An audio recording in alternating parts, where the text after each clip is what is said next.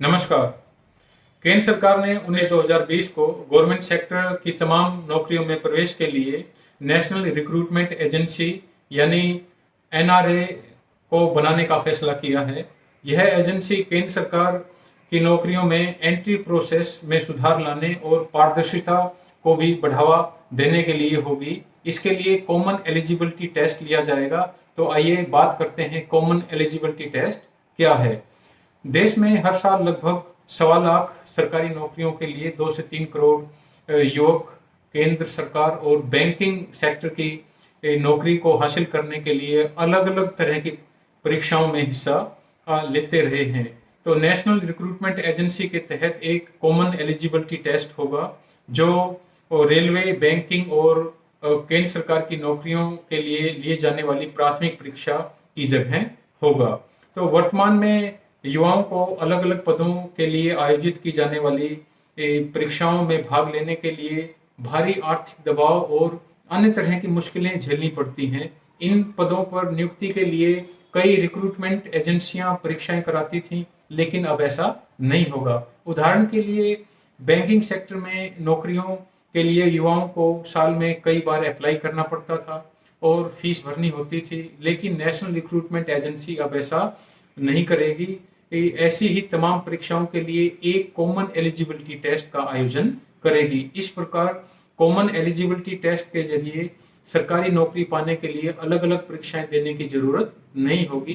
Group B और सी की नौकरियों के लिए उम्मीदवारों को शॉर्ट लिस्ट करने के लिए फर्स्ट लेवल टेस्ट देना होगा और इसका स्कोर कार्ड लगभग 3 साल तक वैलिड होगा। कॉमन एलिजिबिलिटी टेस्ट के लिए कैंडिडेट्स कितनी ही बार अप्लाई कर सकते हैं, इसके लिए कोई पाबंदी नहीं होगी, लेकिन उम्र की सीमा रहेगी।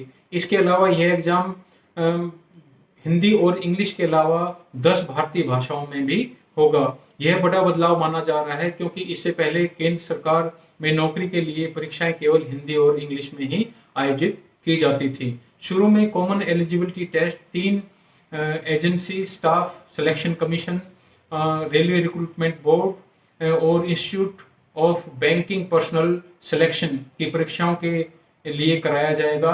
बाद में इसका दायरा बढ़ाया जाएगा। कॉमन एलिजिबिलिटी टेस्ट हर साल 2 बार आयोजित होगा और 10वीं पास, 12वीं पास और ग्रेजुएट लेवल के लिए अलग अलग इसकी परीक्षाएं होंगी।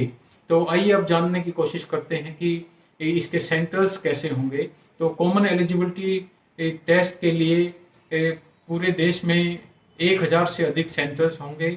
देश में हर जिले में एग्जामिनेशन सेंटर बनाया जाएगा। हर जिले में एग्जाम होने के कारण जो कैंडिडेट्स हैं उनके पैसों और समय की काफ़ी बचत होगी।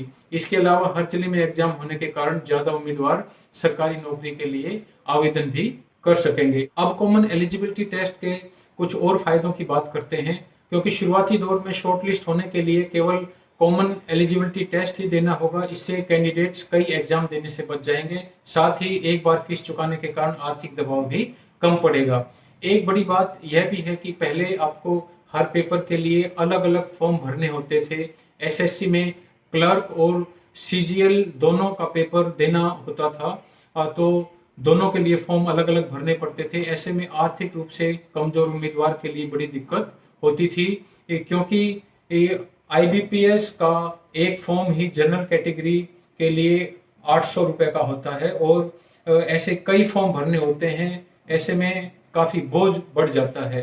अब कम से कम प्रारंभिक परीक्षा का एक ही पेपर होगा, जिसके बाद आप अपनी इच्छा से जिस भी सेक्टर में जाना चाहें उसके लिए मेंस की तैयारी कर सकते हैं। कई बार कैंडिडेट्स परीक्षा की तारीखों को लेकर भी चिंतित रहते थे। ऐसे में एक एग्जाम की वजह से डेट क्लैश नहीं होने की नौबत आएगी। इससे रिक्रूटमेंट प्रक्रिया आसान होगी और लगने वाला जो समय है वो काफी कम हो जाएगा। निष्कर्ष के तौर पर यह कहा जा सकता है कि नेशनल रिक्रूटमेंट एजेंसी के तहत एक कॉमन एलिजिबिलिटी टेस्ट सरकार के वन नेशन वन एग्जाम के उद्देश्य को दिखाता है, जिसे लाखों युवाओं को फायदा होगा और उम्मीद की जानी चाहिए कि यह बेरोजगार युवाओं के सपनों को पूरा करने में भी कारगर सिद्ध होगा।